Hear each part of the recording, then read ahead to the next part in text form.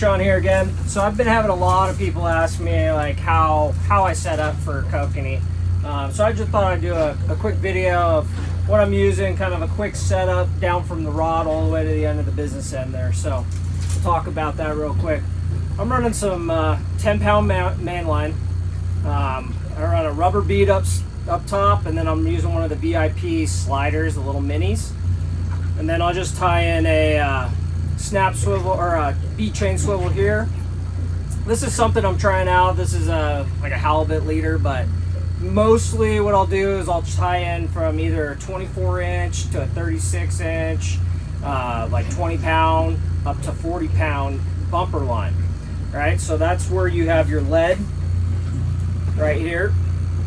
And that's the big thing I see a lot of people is they'll run their lead right next to the Dodger, and you don't want to run it right next to the Dodger. That'll just kill all your action. So having this set between the lead, which will be hanging here, to where your Dodger is.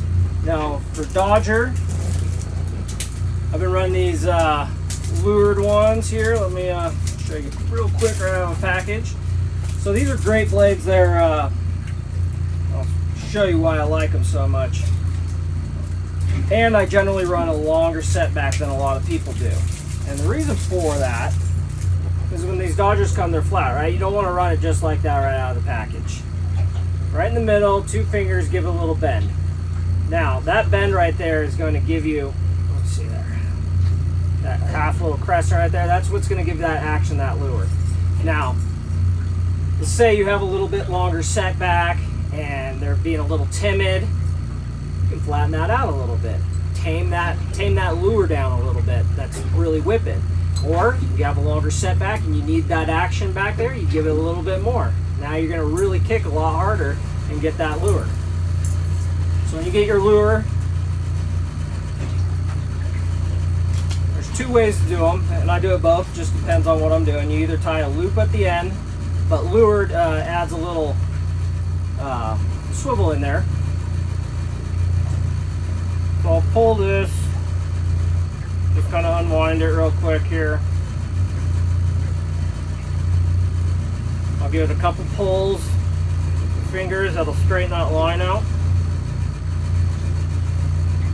Alright, then I usually just carry one of these sewing things, nice little measuring tape. And I, just for consistency purposes, I just measure from the top of mine. But I will, get that out of my mouth so you guys can hear me. What I'll do is I'll pull, I like to run like 12. So what I do is I'll pull my line to 11, right there, where my fingers are. And I'll keep that marked. And the reason I go to 11 is because once I pull my knot, tighten everything, you lose about an inch.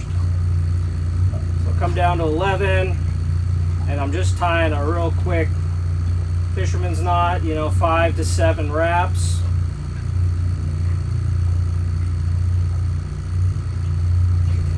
Give it a little of that, pull it down nice and tight.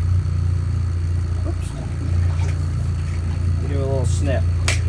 So that gives you 12 inches right there. Like I said, that, you'll hear a lot of people that run 8, even up to 18. But the reason I like 12 is when you get this all hooked up for business, again, you can get all your action from this, right? So even being this longer, I can get this to act the same way as, say, an 8-inch setback by just tweaking my Dodger, giving it, that's a pretty aggressive turn right there. I don't know if you guys can see that. But let's say, the bites kind of slow down, they're getting a little finicky, I'm watching them swim away from gear, you can actually just slowly put that and put it in the water and just see how it is. It'll be a little bit more subtle. And now you have that longer setback, it'll give you less action here. The other thing I see a lot of people do and make a mistake is they'll load their hooks up with corn. Alright, so you gotta think, the more weight you get back here, the less and the harder this will have to work to actually swing this around. So when I tell people, I just go 1 corn per hook. And that's it. You start loading them up with corn, you put a bunch of weight back there, and it's not gonna act how it needs to act in the water to attract or, to make them aggressive and trigger that bite. So show you the full setup here. We got main line to our bumper bead, which I use a rubber one, to our slider where your weight connects. Again, chain swivel. Then we got 24 inches of bumper line. Again, 20 pounds to 40 pounds. And then connect your business end. Dodger to 12 inches, 2 pieces of corn. Again, these can be found. I'll put a link with the website. These two right here are solid. The silver with the crushed moon glow jelly on there, and I think Lured calls this one Bloody Decks. But I'll put Lured's webpage on there so you guys can go down and find them. But these are solid setups for here in Central Oregon. All right, guys. Well, hopefully that helps. And if you have any questions, reach out. Talk to you later. Out of here.